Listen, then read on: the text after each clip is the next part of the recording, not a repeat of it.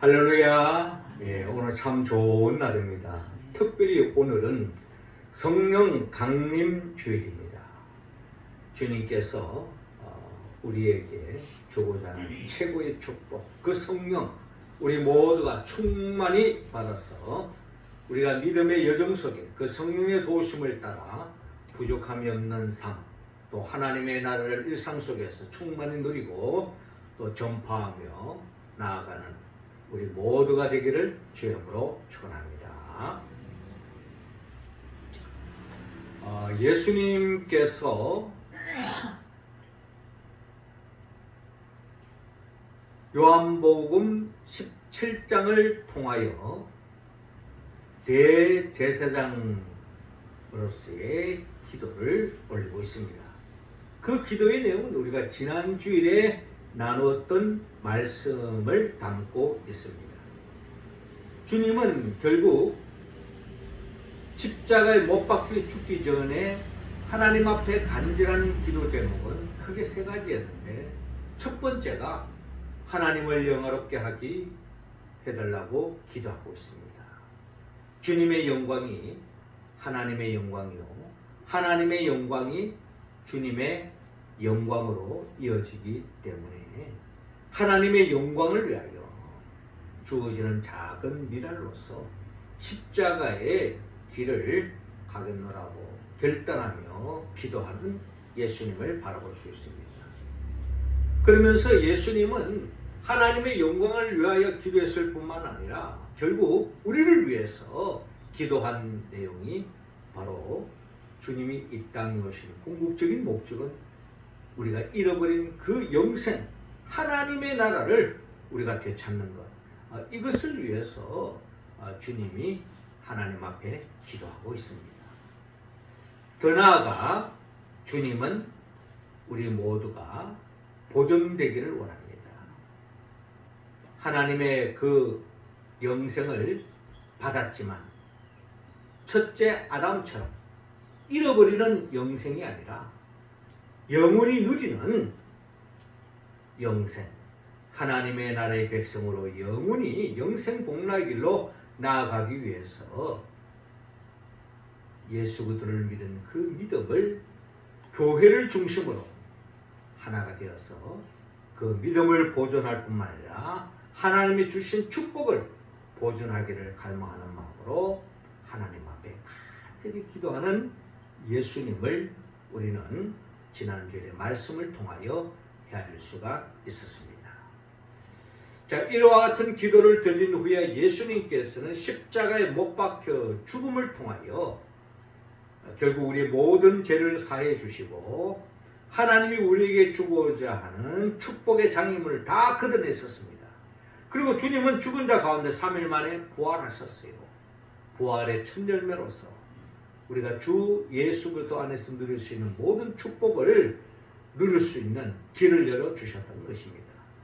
그래서 예수님의 죽음의 권세를 깨뜨리고 부활했지만 예수님이 십자가에 못 박혀 죽을 즈음에 모든 제자들은 다 주님을 부인하고 배반하고 다 제갈 길로 가버렸습니다. 이러한 제자들을 부활하신 주님께서 그들을 다시 찾아보고 부르고 다시 모으고 또 그들에게 찾아오셔서 주님께서 말씀하시는 겁니다. 그리고 주님은 40일 동안 예수님이 부활하신 주님의 제자들과의 말씀을 나누시고 이제 40일이 지난 후에 예수님께서 이제 성천을 하시는 거죠. 성천을 이제 앞두고 제자들이 주님께 대한 관심을 드러내고 있는데, 특별히 사도행전 1장 6절을 보면 주께서 이스라엘 나라를 회복하심이 이때니까? 라고 질문하고 있습니다. 그러니까 제자들은 아직도 그들은 이 세상에서 뭔가 주님과 더불어 뭔가 이루려고 하는, 뭔가 하나님의 나라를 회복하려고 하는 여기에 절대 관심을 가지고 있는 것을 우리는 바라볼 수가 있습니다. 하나님의 나라가 도래되는 것. 그게 바로 이스라엘 백성들의 오랫동안 갈망이었고 제자들의 바람이었죠. 그러니까 주님은 그 때보다 더 중요한 것이 있다는 겁니다.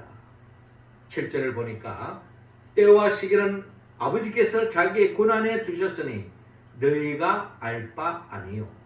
오직 성령이 너희에게 임하시면 너희가 권능을 받고 예루살렘과 온 유대와 사마리아와 땅끝까지 이르러 내 증인이 되리라 하시니라 라고 말씀하고 있습니다.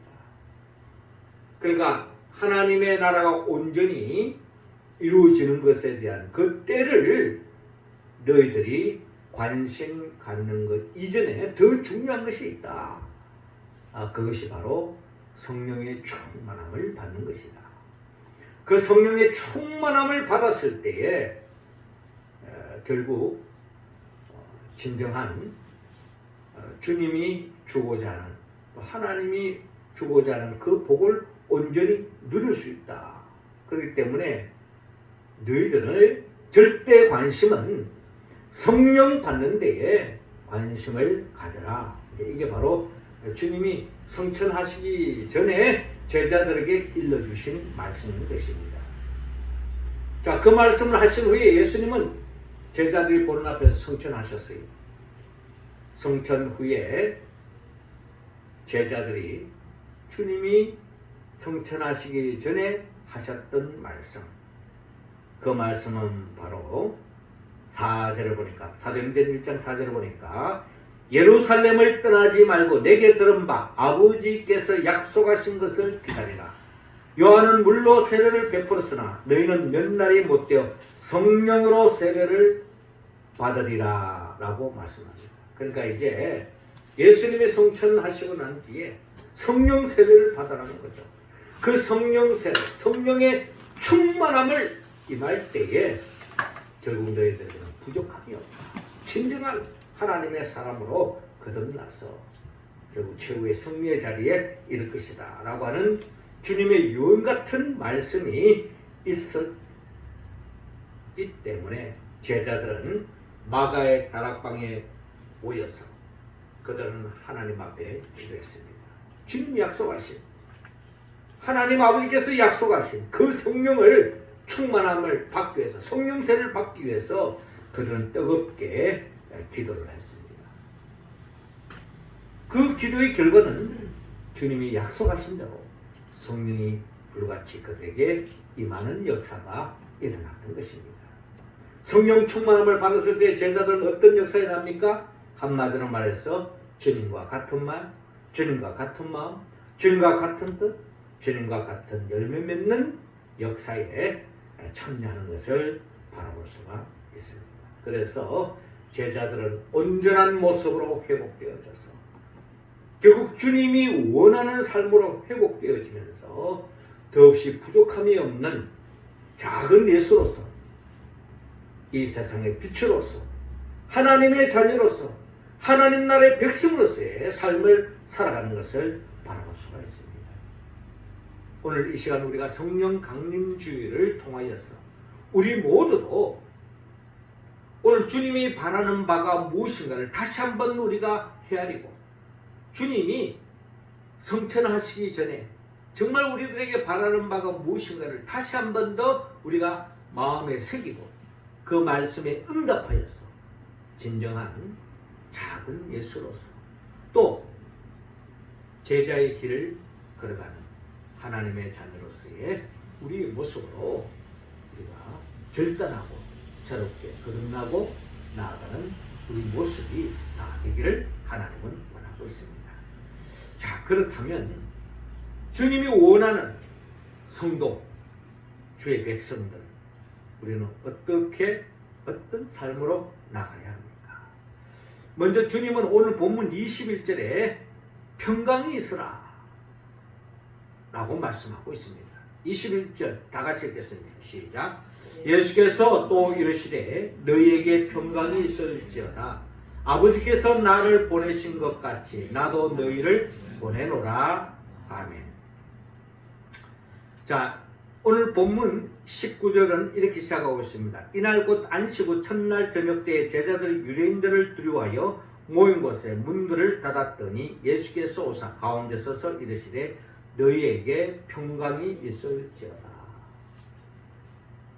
제자들 이제 각자 만나는 아니고 이제 제자들 다 함께 모여 있는 그 가운데 주님이 오셔서 두려움에 떨고 있는, 왜? 자기들의 스승 예수님도 결국 십자가에 못 박혀 죽었는데 주님을 붙잡고 주님을 의지하고 나아가다가 우리 또한 죽을 수 있겠다 하는 생각에 그런 두려움이 없지 않아 있었습니다. 그러한 두려움 속에 그럼에도 불구하고 예수님이 부활했다는 소식을 듣고 예수님이 부활을 소식을 듣고 그 주님을 붙잡지 않을 수가 없었습니다. 그렇지만 현실적으로는 아직까지도 유대인들의 그 유혹에 놓여져 있던 것이 제자들의 현실입니다. 이러한 그들에게 주님이 찾아오셔서 그들에게 하신 말씀, 너희에게 평강이 있을지어다 라고 말씀합니다. 그리고 20절에 이 말씀을 하시고 손과 옆구리를 보이시니 제자들의 주를 보고 기뻐하더라. 예수님이 손과 옆구리를 보여주는 이유가 뭡니까?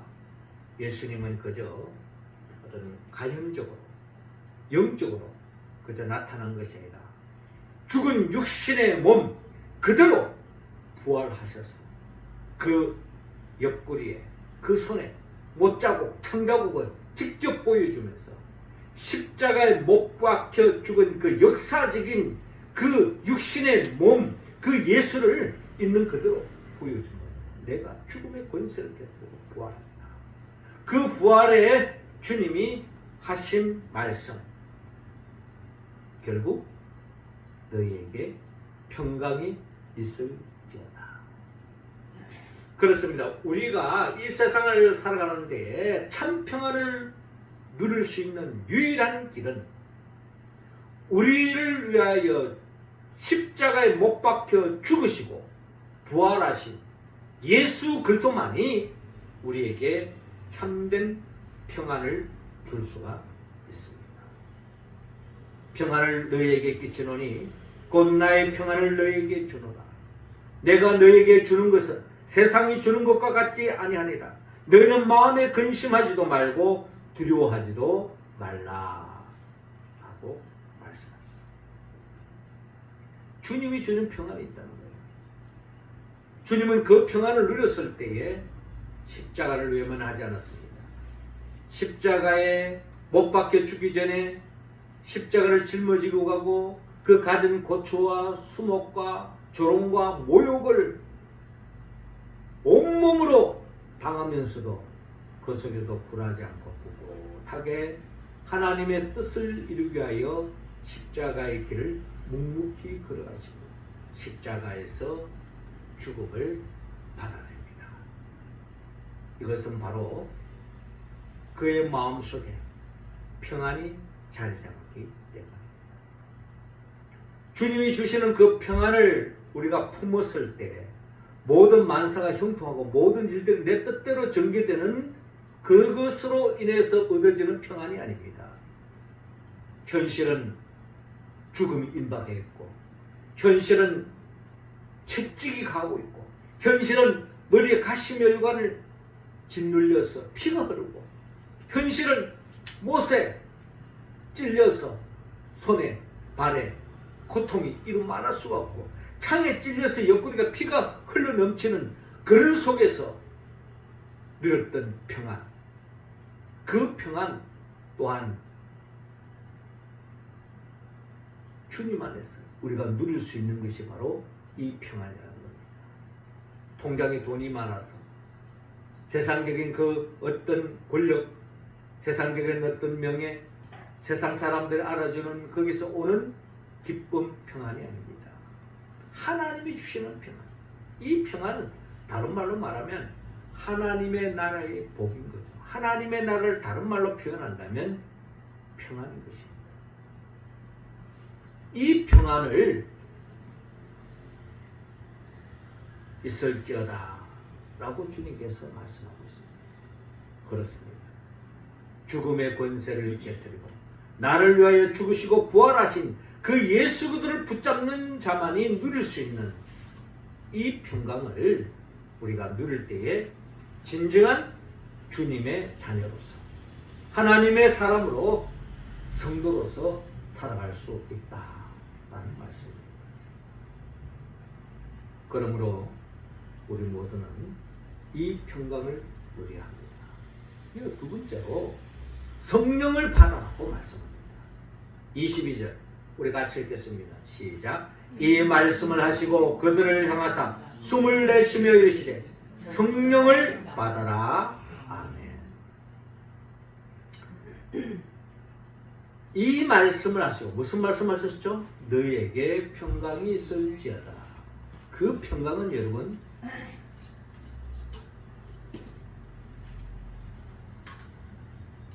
어디에서 시작되지는 그 평강이 우리의 삶 속에 그 어떤 환경 속에서도 그 평안을 누리기 위해서는 성령을 받아야 하는 겁니다. 성령을 받지 않으면 우리의 평안은 모든 것이 환경적이고 조건적인 겁니다. 환경이 좋으면 평안하고 환경이 어려우면 평강이 떠나버립니다.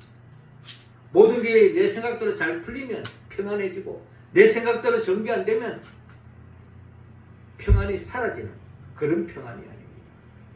그래서 주님은 우리에게 성령을 받아라. 이 말씀을 하시고 그들을 향하여 숨을 내쉬며 이르시되 성령을 받아라. 성령을 받기 전은 마치 하나님께서 창세기 1장 2장 보면 인간을 창조하실 때 흙으로 빚지 않습니까? 하나님 형상과 모양대로. 그리고 그 코에다가 생기를 불어넣습니다. 생기를 불어넣는 그 순간에 진정한 하나님의 사람으로 하나님의 생명으로 변화되어지는 것을 우리는 알아볼 수 있습니다. 그렇기 때문에 우리는 성령을 받지 않고는 하나님의 사람으로 살아갈 수가 없습니다. 성령을 받지 않은 건 마치 시체와 다를 바가 없고 한 줌의 흙과 다를 바가 없는 것이 우리 인간의 존재라는 겁니다. 그게 바로 영적인 기준점이죠. 그러니까 우리는 성령의 충만함을 받아요. 우리가 아무리 좋은 비싼 핸드폰이 있더라도 이게 충전되지 않으면 아무 쓸모가 없습니다. 그렇잖아요. 충전될 때에 우리는 사진도 찍을 수 있고 통화도 할 수 있고 녹음도 할 수 있고 나름대로 정보를 우리가 볼 수 있는 것.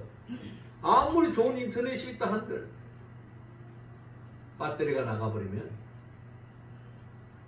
전기가 충전되어 있지 않으면 아무 소용이 없는 것처럼 우리가 성령의 충만함을 받지 않으면 우리는 하나님의 사람으로서의 삶을 살 수가 없고 한마디로 하나님이 주시는 그 평강을 누릴 수 없다라는 것이 바로 성경을 통하여 우리가 알 수 있는 이야기입니다. 고린도서 12장 3절을 보면 그러므로 내가 너에게 알리노니 하나님의 영으로 말하는 자는 누구든지 예수를 저주할 자라 하지 아니하고 또 성령으로 나지 아니하고는 누구든지 예수를 주시라 할 수 없느니라 라고 말씀합니다. 그러니까 성령이 역사할 때야만이 우리는 예수를 그리스도라고 고백할 수가 있는 겁니다. 이론이 아니에요. 아무리 가르쳐 준들 예수를 그리스도라고 할 수 없다는 겁니다. 예수를 그리스도라고 고백한다는 것은 머리가 좋아서 IQ가 높아서 아주 지성적이라서 그렇지 않다는 겁니다. 성령이 역사할 때야만이 예수를 주라고 그리스도라고 고백할 수가 있는 겁니다. 그때에 우리는 하나님의 자녀가 될 수 있고 하나님의 나라가 열리는 역사가 일어나는 것입니다. 그러니까 결국은 성령이라는 겁니다. 사도행전 1장 8절 오직 성령이 너희에게 임하시면 너희가 권능을 받고 예루살렘과 온 유대와 사마리아 땅끝까지 이르러 내 증인이 되리라 하시니라 라고 말씀합니다. 성령을 받아야만이 성령이 임할 때에 권능이 생깁니다. 한마디로 파워풀해집니다. 힘이 생긴다는 거예요. 자동차에 기름을 넣지 않으면 자동차는 움직이지 않습니다. 전기 자전거도 전기 자동차도 충전되지 않으면 그 비싼 차도 움직이지 않는다는 겁니다. 성령이 임할 때에 우리는 권능을 받고 힘이 나고 에너지가 넘치고 결국 예루살렘과 온유리와 사마리아 땅끝까지를 내 전입니다. 예수 그들을 이야기할 수 있고 예수를 그리스도라고 고백할 수가 있고 예수 그들을 통하여 한 나라를 확장하는 그 같은 놀라운 능력이 임한다는 것입니다.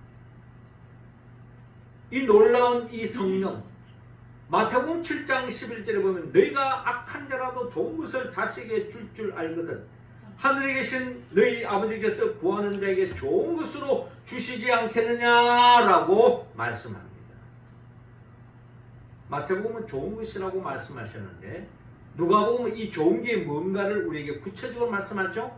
누가복음 11장 13절 너희가 악할지라도 좋은 것을 자식에게 줄 알거든 하물며 너희 하늘 아버지께서 구하는 자에게 성령을 주시지 않겠느냐라고 말씀합니다.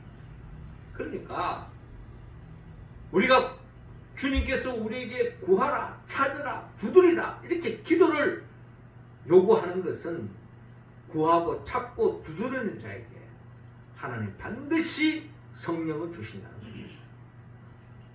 내 기도했더니 뭐가 응답됐다. 내가 원하는 것을 내가 호주문에 넣게 됐다. 내가 원하는 것을 손에 쥐게 됐다. 소유하게 됐다. 내가 바라는 바가 이루어졌다. 이런 개념이 아니에요.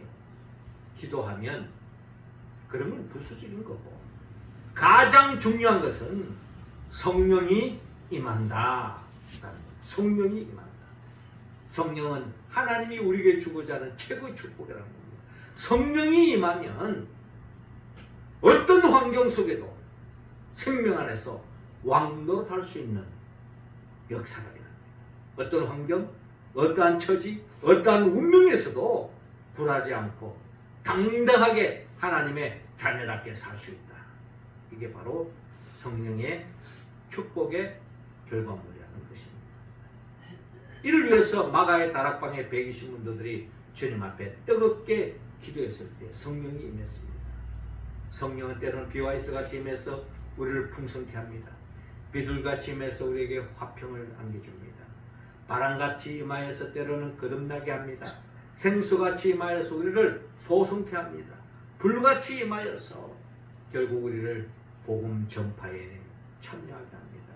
기름같이 임하여서 우리를 거듭하게 거듭난 존재로 만들어줍니다. 때로는 성령은 등불같이 우리에게 역사하셔서 우리를 온전케 해주고 바른 길로 인도해 주는 역사가 일어난다.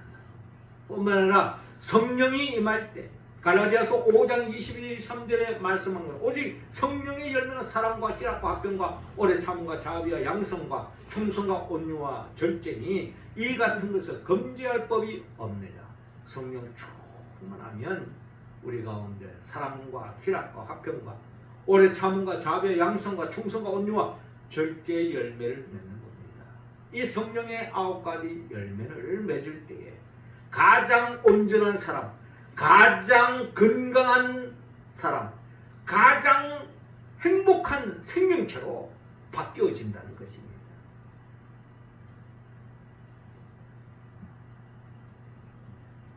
결국 이 성령은 돈으로 살 수 있는 게 아니죠. 주님을 사모하는 자예요. 주님을 붙잡고 기도하는 자예요. 이 성령이 충만히 임해서 성령의 9가지 열매를 통하여 더없는 하나님의 사람으로 하나님의 나라를 만끽하는 그런 역사가 일어나기 때문에 주님은 우리에게 성령을 받아라라고 말씀합니다. 여러분, 예수님이 늘 하고 예수님이 결론적으로 우리에게 하는 말씀 뭐냐? 성령을 받아라. 그 성령 충만한 사람은 결국 성령은 우리에게 뭘 말하느냐? 예수를 붙잡아라. 그러니까 예수와 성령은 뗄래야 뗄 수가 없는 거죠. 예수를 붙잡으면 성령을 이야기해요. 성령을 붙잡으면 예수를 이야기해요.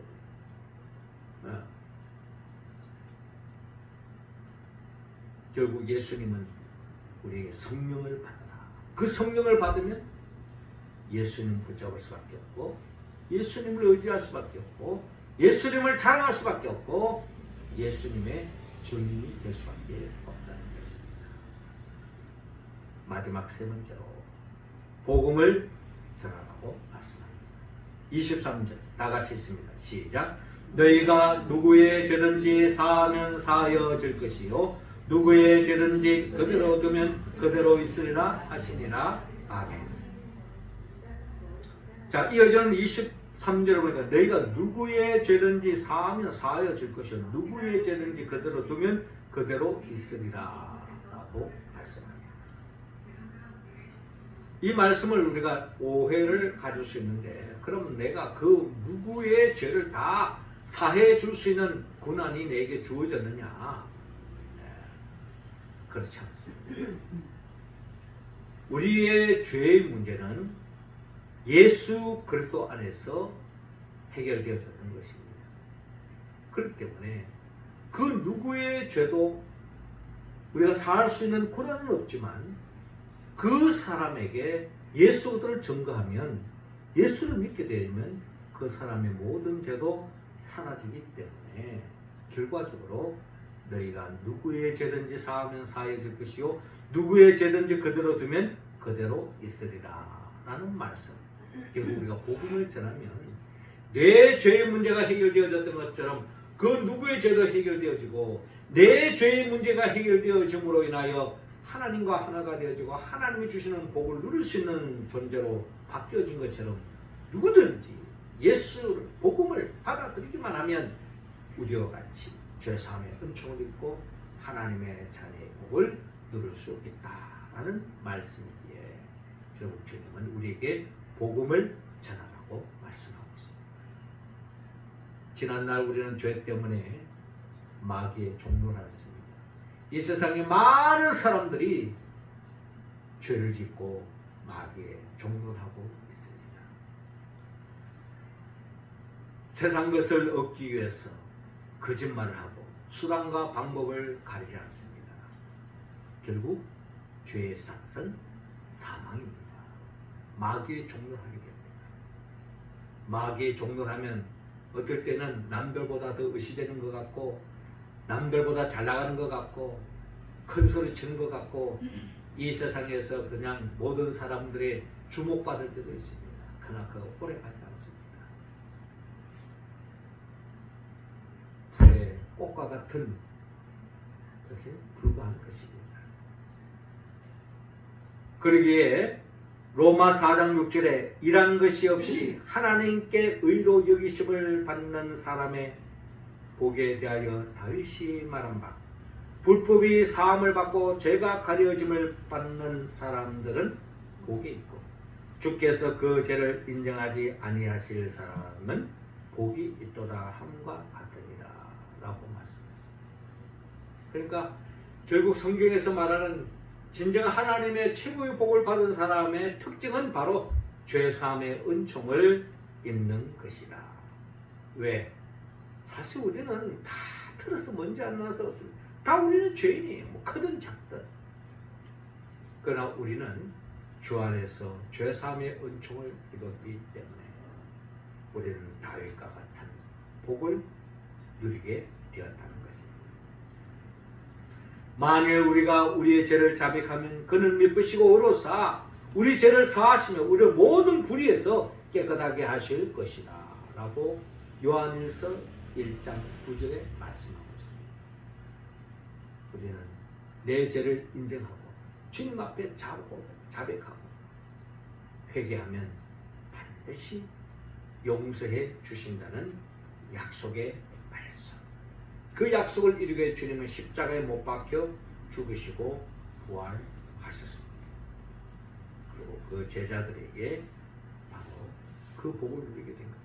그래서 주님은 누구든지 주의 이름을 부르는 자는 구원을 받으리라 라고 말씀하시고, 사도 바울은 내가 달려갈 길과 주 예수께 받은 사명 곧 하나님의 은혜의 복음을 증언하는 일을 마치려 하면 나의 생명조차 조금 더 귀한 것으로 여기지 아니하노라.